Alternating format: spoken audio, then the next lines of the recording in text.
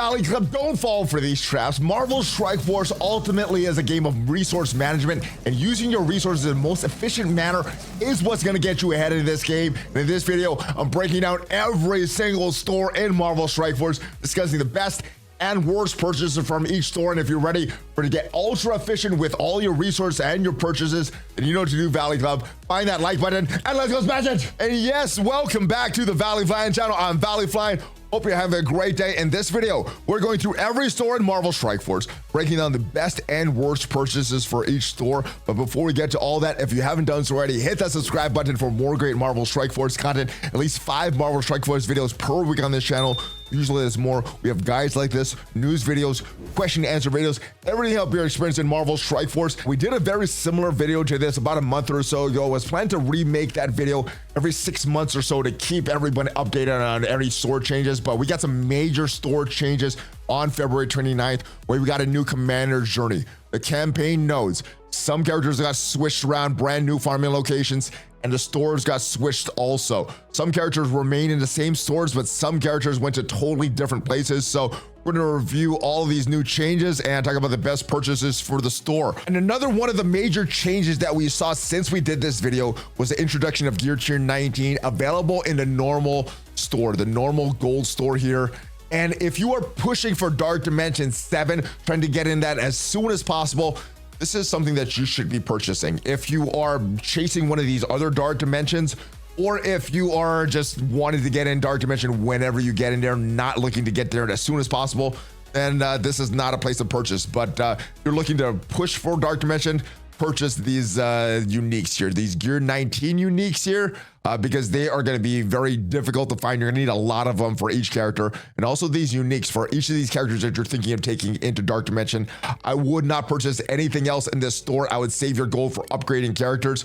If you're going for one of these older Dark Dimension 7 or older Dark Dimensions like 6 and below, I wouldn't purchase any of these gear, and obviously these are not great purchases with your power cores. So not much to purchase in the normal supply store unless you're pushing for Dark Dimension 7. Moving on to the Blitz store. This is one of the stores that all of the characters that you could farm in this store are available all the time. The other store like that is the arena store. When you go to the raid store, the war store, and the Crucible store, the characters go through a rotation, so you may not see all the characters all the time. So the character you may want to farm, you might have to wait to pop up. The Blitz store is not like that. The Blitz store is also one that has an orb here, where if you are needing the most amount of character shards and not specifically farming a character, well, the Blitz orb and the raid orb are 2 orbs that are going to get you more bang for your buck in terms of total character shards. So if you're just looking for the most character shards and not really farming a character specifically, this is going to get you the most character shards. But if you're looking to farm a character specifically, got some good characters in here. And because all the characters are available in the store all the time, there's a lot of characters to choose from. Let's go take a look at this spreadsheet. This is who I would recommend farming from. This Slayer has value as part of the Superior 6, Rescue as part of the Pegasus team, Namor as part of the Cabal team that is coming up. Deadpool is going to be a part of the Merc for Money team, which is upcoming and should feature the next legendary character as well. Mockingbird as part of the new Avengers for War. Scarlet Witch, if you don't already have Apocalypse unlocked, she is a part of that Darkhold team. If you already have Apocalypse unlocked, don't keep farming Scarlet Witch. Captain Marvel does have some value as far as A-Force if you're using it in war. Iron Fist World War II is a default character, part of the Invaders team. They are by default, as of me recording this, the best skill raid team, although they're the first raid team that is going to be replaced. So yes, farm him at your own risk right now. Sunfire, She-Hulk are also Horseman characters that you need to get if you don't have Apocalypse. Once you have Apocalypse, then stop working on these characters. But Okoye has a little bit of value, Proxima Midnight a little bit of value, Rhino a little bit of value as part of that Superior Sinister 6 reworks. But the rest of these characters, I don't see a lot of value. There's a lot of minions in here, but luckily because of the new requirements for these legendary characters, you don't need a lot of these minions anymore. Moving on to the raid store, the first thing we see on the top of the raid store is these awakened abilities. Currently, as of me recording this, you have the awakened abilities for Nova and Black Cat. Eventually, the awakened abilities for Green Goblin Classic should be here, but as of me recording this, they're not. Some of the best awakened abilities are going to be the Black Cat passive and the Nova passive. They're going to help you. The Black Cat passive will help you on arena offense. The Nova passive will help you on war offense. When Green Goblin eventually comes to the raid store, his awakened abilities will help you on Crucible offense, and only in the offense mode of those characters will help you. So those are what I would get. I think as far as when Green Goblin Classic's awakened abilities come, the best move will be his ultimate. The raid store also features character shards, and unlike the Blitz store, these characters do go through a rotation, so you're not going to be able to see every single character in the raid store at once. Like the Blitz store though, this does feature a raid orb, which has more total character shards, but you lose the agency of farming the characters that you want. Also have some very valuable gear orbs here as well that you're getting from whatever raid that you and your alliance are doing. But let's move forward, talk about these characters. Which are the best characters to farm? Well, I think it starts with Miss Marvel Hard Light, one of the best characters right now. Valuable protector in arena, valuable in a lot of game modes. Cyclops, very valuable member of the Extreme X-Men, very good in raids, very good in Crucible and in war. Craven, very good Superior 6 member. Use them all the time in Cosmic Crucible and in war. Cloak, very valuable member of the New Warriors. Icarus is a great plug-and-play character. Moonstone, valuable member of the New Warriors. Korg is great for the Nowhere team, very useful in war, not useful at all outside of that. Agent Coulson is on the New Avengers, also a very good, useful war team. Vulture, one of the best cheap characters in the game. Brawn is needed for Apocalypse. Once you have Apocalypse unlocked, you don't need to keep building Brawn.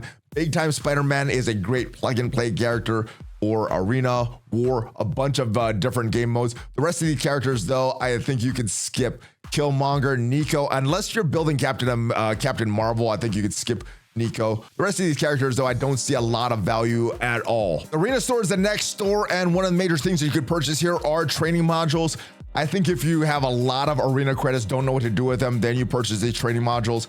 If you are really farming these characters, avoid the training modules because they are not a great value. As far as the characters here, this is like the Blitz store, so all of the characters that are available in the arena store are going to be available all the time. As far as this arena orb, I would avoid this. When this was brought into the game, this is a way that we could farm these newer characters before they went to the store. Now characters go right into the store, so I would selectively farm whatever character that you're farming here. Moving on to the characters in the arena store, Gambit is probably the top choice of the characters that you get in the arena store. Loki is also very good as well. Both of them very good in the raids. Gambit as Extreme X-Men, Loki as far as Bifrost. Gambit also with Extreme X-Men has value outside of the raids as well. Loki on some plug-and-play teams, but mainly for his passive, so you don't need to build them up too much. Strange Heartless is a horseman character, so if you don't have Apocalypse, you're eventually going to need to build them at some point. Dagger, great on the New Warriors. Ronin, great on the New Avengers. Star-Lord Annihilation is great on the Nowhere team in war. Vel is on the Infinity Watch, who still has a lot of value even after all these years. And Spider Noir is a great plug-and-play character for Cosmic Crucible. The rest of these characters don't have a lot of value. Spider-Woman is a member of the A4, so if you are building Nico and Captain Marvel, there's a character that you could go and build, but the rest of these characters don't have a lot of value in the game right now. The Kree minions are in this store, but the good thing is that you don't need them for Nick Fury unlock anymore. Moving on to the War store, there's a bunch of good characters you can farm in the War store. You also have some teal gear, orange gear, purple gear, and all the way at the bottom, there is some blue gear, but there's all the way at the bottom, you have some war credits, elite war credits, and elite 4 credits. Now, elite war credits are kind of devalued. Not a lot of great orbs in the War store right now, and elite 4 credits have pretty much no value. War credits, they were a little bit more value because we were kind of on short supply in the War store as far as credits for a while, but they've recently increased the war rewards, so I'm not sure if you even need to buy this. You can still keep hoarding all of your war credits. As far as these orbs though, like I said, they're pretty outdated. You have blue, purple, orange gear, and teal gear. Teal gear, since the introduction of the Crimson gear, has been made a lot more abundant, so I wouldn't spend anything on this. I would wait and see if we get a new Crimson orb. As far as the War store, this is one of the stores that they go through a rotation, so you're not going to be able to see all the characters at once. Characters that are valuable though, Carnage, very good character, member of the Hive Mind team. His passive is what helps their total speed. Ironheart Mark II is the Pegasus member, very good in a bunch of different game modes, especially the raids. Sylvie is a member of the Bifrost team for the raids. Bifrost aren't that good outside of the raids, but Sylvie Bifrost is needed for that first section of the incursion raids. Absorbing Man is great on the Masters of Evil. Cersei is a great plug-and-play character to pair with Icarus. Dazzler is needed for Apocalypse if you don't have Apocalypse already. Spider-Man 2099 is a great addition to that Tangled Web team and commonly paired with Weaver in Cosmic Crucible. X-23 did just get a rework, although I'm not sure what that rework is for. The rest of these characters, though, I don't think you need at all. And the Crucible store actually has two different sets of currency. One is normal Crucible credits, that is for your gear. And you have your Elite Crucible credits, that's for your character shards and your orbs. Let's talk about these orbs first. Like I said with teal gear, since the introduction of the crimson gear, teal gear has been made a lot more abundant, so I wouldn't buy these orbs at this time. I would save for whenever we get this new crimson gear coming to the game, or save this for the character shards that you want. Like I said previously, teal gear has been made a lot more abundant since the introduction of crimson gear. And you could use your normal Crucible credits to get whatever you're short on as far as teal gear. This is probably the place that I would get my teal gear shortages, because I don't think we're gonna get crimson gear in the Crucible store for a while. Let's move on to the characters that are in the Crucible store. There's a lot of great characters to farm. Ghost Rider Robbie Reyes, one of the best characters in the game right now. Quicksilver has a lot of great plug and play value. Demon Arena a little bit as well. Infinity War Iron Man is great for the Pegasus. Captain Carter, great for the Out of Time team. Beta Ray Bill, needed for the Bifrost team, but not gonna get a lot of use outside of the raids in that Bifrost team. Cosmo is great on the Nowhere team, not useful outside of war, outside of the team at all. But Agatha, Abomination, Nemesis are three horseman characters that if you don't have Apocalypse, you will need to farm at some time. Black Panther 1mm still has a little bit of value on the War Dogs, but the rest of these characters are pretty much out of the meta. Hulkbuster, Union Jack, Lady Deathstrike, do not farm them. Moving on to the Elite Store, we actually have 5 different types of currency that you can use in the Elite Store. The first is silver promotion credits, gold promotion credits. You could use these to get stars on your normal characters. And then you got your silver diamond credits that you get diamonds on your normal characters. We also have special characters that you get in Dark Dimensions, some legendary characters, some really good characters will take dark promotion credits. And to get diamonds on those characters, you would need dark diamond credits. So a bunch of different things that you could purchase in this store. Some of the best dark characters that you could purchase red stars for, and then eventually diamonds for, will be Apocalypse, Super Skrull, Black Knight. I think those are your top 3 choices for that. And as far as your normal characters that take silver promotion credits, gold promotion credits, and silver diamond credits, well, Ghost Rider Robbie Reyes, Miss Marvel, Hard Light, Icarus, Kang, Gambit, Kestrel are all great characters that take normal diamonds. As far as these orbs, these Elite 4s and Elite 5s are really devalued. Just open them as much as you can. And then you could get some higher orbs, some Elite 6s and Elite 7s. Once you have all of your characters at least 7 red stars, or all of your non-minion characters, then save one of these and then just convert your extra Elite 7s to silver diamond credits. It is not a great conversion rate, so if you still have some non-minion characters not at 7 red stars, don't do this conversion. But once all of your non-minion characters are at 7 red, then start to convert these. We also have these Elite credit orbs as well.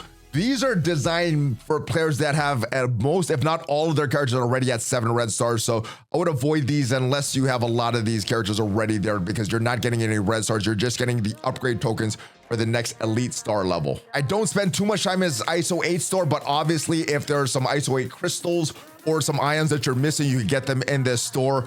This Ultra store did get a rework the past few months, and Ultron is not, or Ultimates is not in this Ultimates orb anymore, which is great. And newer characters will go here. If you have an abundance of these Ultra credits, well, you could get some newer characters. And this costume store is just cosmetics, so spend on this however you want. Hopefully you enjoyed this updated store guide and it provided you a lot of value. And if it did, leave this video a like. It is free for you. It helps out the channel a lot. And if you want to check out one of the best characters to farm right now in Marvel Strike Force, check out the video up there, and I'll see you guys next time. Have a great rest of your day. Hulk fist bump, ValleyFlyin out.